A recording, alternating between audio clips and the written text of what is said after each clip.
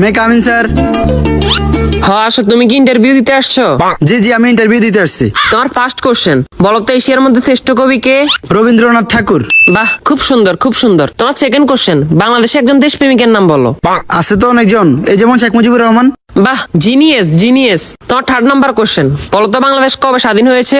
হওয়ার কথা তো ছিল 1948 সালে, কিন্তু 1971 সালে 16 ডিসেম্বরে স্বাধীন হয়েছে। খুব সুন্দর খুব সুন্দর। তোমার লাস্ট কোশ্চেন, বলো তো আকাশে কয়টি তারা আছে? এটা তো এখনো জানা যায়নি, এটা নিয়ে বিজ্ঞানীরা গবেষণা করতেছে। ও গুড গুড গুড, তুমি এবার আসতে পারো। Okay sir. কি ও ভাই, ইন্টারভিউ দিয়ে আসছেন? হ্যাঁ ভাই, ইন্টারভিউ দিয়ে আসছি। কি কি কোশ্চেন আইলো? কোশ্চেন তো মনে নাই, কিন্তু উত্তর মনে আছে। আচ্ছা, উত্তরই কোন? রবীন্দ্রনাথ ঠাকুর, শেখ মুজিবুর রহমান। মাত্র এই দুইটে? না, আরো দুইটা আছে। আচ্ছা কোন? 1948 সালে হওয়ার কথা ছিল, কিন্তু 1971 সালে 16 ডিসেম্বর হয়েছে। এখনো জানা যায়নি, এটা নিয়ে বিজ্ঞানীরা গবেষণা করতেছে। থ্যাংক ইউ ভাই, thank you. May I coming sir? আসো। তোমার নাম কি? রবীন্দ্রনাথ ঠাকুর। তো তোমার বাপের নাম কি? শেখ মুজিবুর রহমান।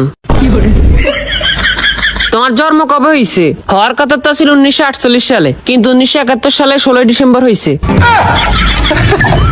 এই বেটা, তুই পাগল হয়েছিস নি?